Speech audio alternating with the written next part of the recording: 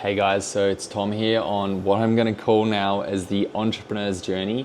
I decided to call it the entrepreneur's journey because I've finally decided that the businesses that I've started so far in hospitality are probably not geared to success as much as I would like.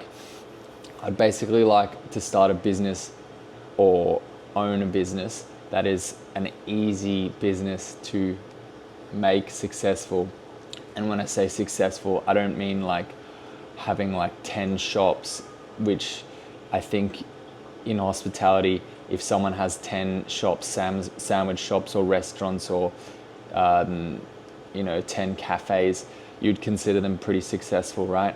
But I don't mean successful in that sense. I mean successful as in financially successful. I mean successful as in able to provide a life for their family. I mean successful as in able to give their family a lot of their time.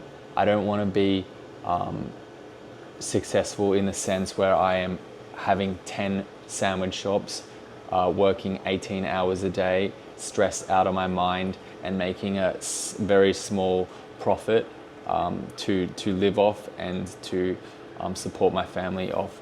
That is not quite my definition of success. And the success that I want, I sort of decided to pursue that path when I was 27 years old. And I decided, I was working in the kitchen at the time at a place called the Royal Mail Hotel in Dunkeld, regional Victoria. And the restaurant was a fine dining restaurant. We made everything from scratch. We were in the country. It was a regional restaurant. We butchered all our meat in-house.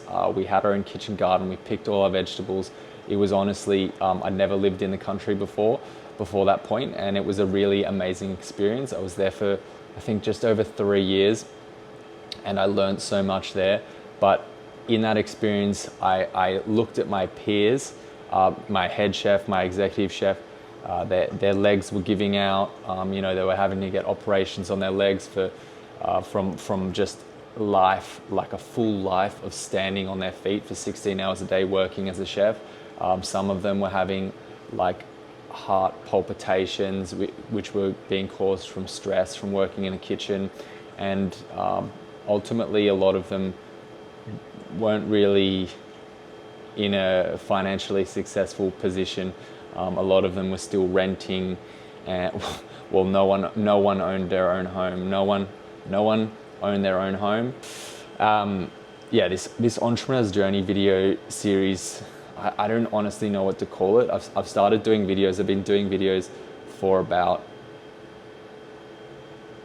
I want to say like 3 months now. I'm not even sure how long I've been doing them, but I've honestly, for a lot of them, I've just been too scared to post them. I probably will end up posting a lot of them because I think it's just important to show from what point I started, regardless of the fact that I know the videos are terrible. I know this video is even terrible and it has a long way to go, but I think that I'm gradually getting better, and that's the point, and that's what I want to show you guys in these videos. And I don't really have much value to give apart from just showing you the journey and the experience. So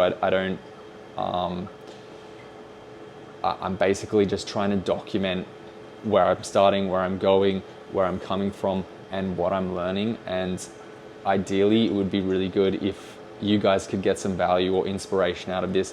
That is my goal.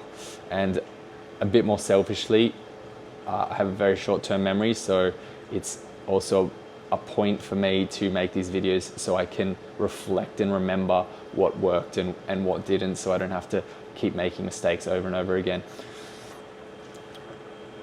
On that point, I'll call it here, and talk to you guys soon.